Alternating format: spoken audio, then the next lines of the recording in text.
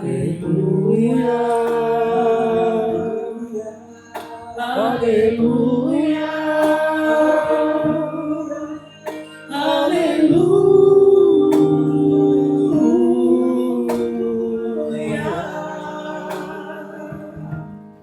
Foi o Senhor quem me mandou tuas notícias anunciar ao pobre, a quem está no cativeiro, libertação eu vou proclamar.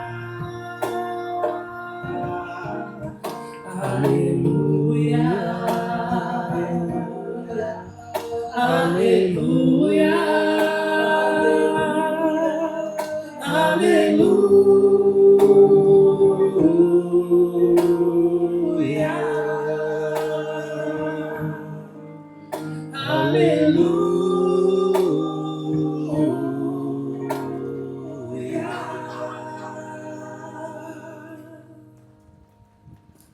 O Senhor esteja convosco. Proclamação do Evangelho de Jesus Cristo segundo Mateus.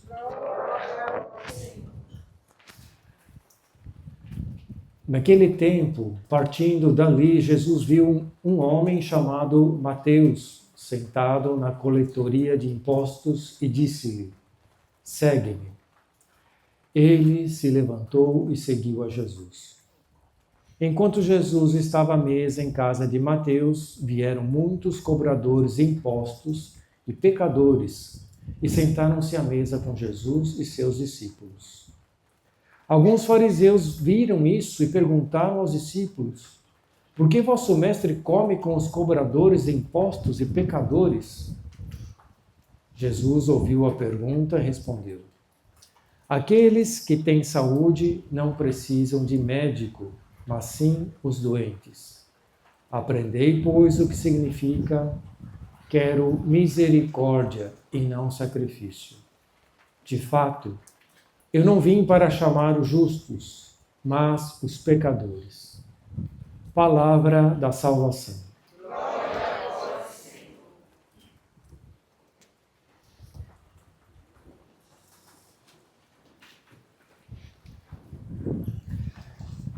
Depois das grandes festas na liturgia, nós vamos entrando aí no tempo comum. Mas talvez antes de entrar na reflexão,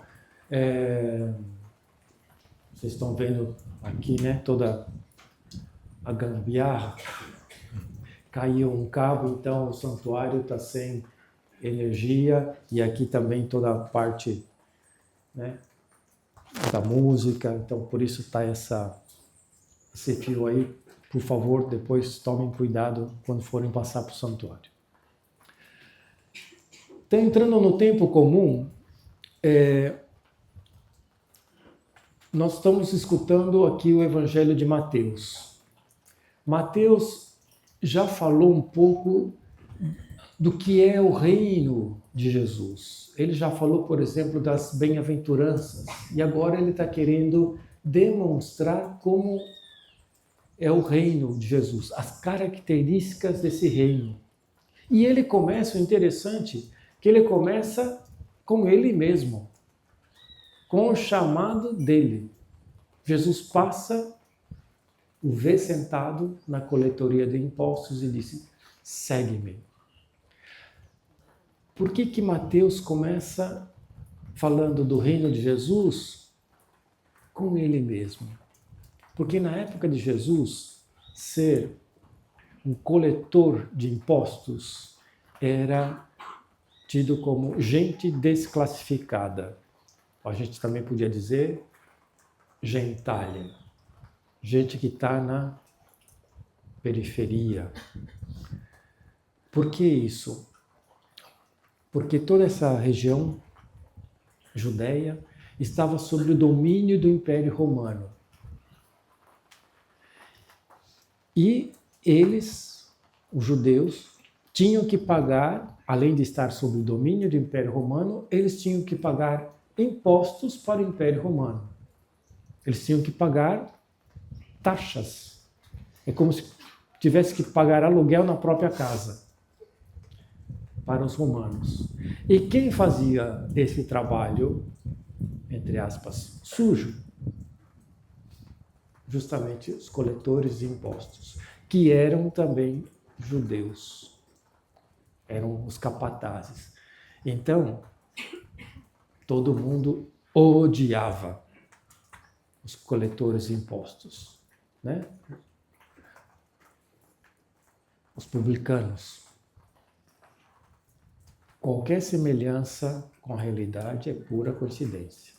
Aí cada um pode fazer associações que quiserem, tá? Mas isso é o sinal que Mateus quer dar. Jesus não olha a classe, não olha o que a sociedade está vendo como desprezível. Jesus chama.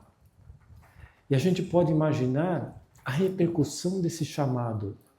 Mateus estava sentado, de repente Jesus chama, ele se coloca de pé e segue Jesus.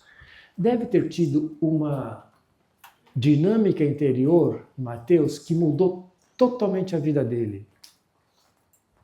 Aquele que era desprezado é chamado para ser seguidor, ser colaborador. E depois, além disso, Jesus se senta justamente com essa classe. E aí, então, aqueles que eram os guardas, né, dos bons costumes, como é que pode ser? Jesus aí responde: não quero sacrifício, quero misericórdia. Não quero só a observância da lei. O reino vai muito mais além. Aí Jesus, então, além de ser revolucionário, ele é provocador de tensões, provocador de reflexões naquela sociedade. Ele dá uma reviravolta. Isso traz como reflexão também para nós, como qualquer grupo humano, nós também temos aqueles que nós não queremos, aqueles que nós marginalizamos. Esse não pertence ao nosso grupo. Não? Opa! Será que Jesus quer isso? E fazer esse processo de acolher a quem nós não queremos é um esforço sobre-humano, mas tem que ser, sobretudo, uma ação da graça. E aí a gente tem que pedir a Jesus. Mas, por outro lado, a outra reflexão é essa. Nós mesmos, quando a gente olha a nossa própria vocação, a vocação de batizado, de ser membro da Igreja Católica, a vocação de casado, a vocação de consagrado, a gente olha também, e eu? Será que eu também lá dentro, também, em aspectos da minha vida, eu também não sou assim um desclassificado? Eu não estou correspondendo às bem-aventuranças, não estou correspondendo aos ideais de Jesus? Com certeza. Todos nós, em um ou outro aspecto da nossa vida, temos algo que não está bem.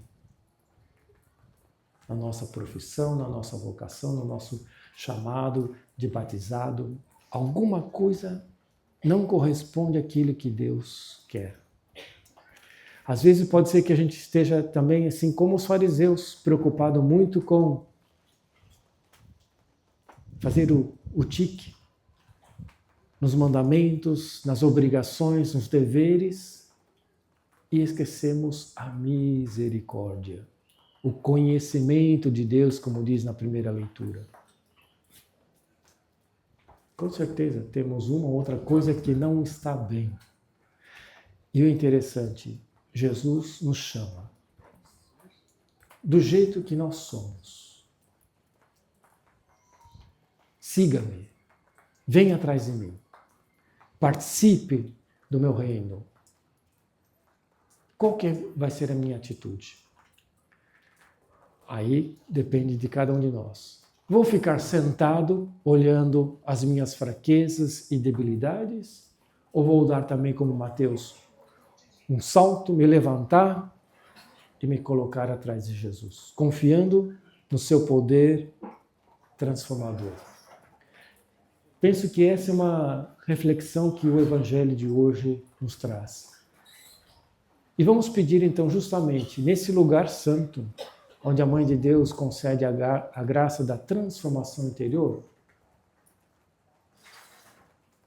essa dinâmica interior. Senhor, aqui estou te seguindo. Aqui, a Mãe de Deus, Jesus, nos acolhe com o seu chamado. Do jeito que nós somos, com tudo aquilo que nós temos que está bom, que não está bom, com êxitos e fracassos, e dizer, Senhor, aqui estou. Me coloque a serviço do teu reino. Faça que eu também seja uma pessoa como tu, com menos preconceito, com mais acolhimento, com mais misericórdia. Assim seja. Amém. Creio em Deus Pai,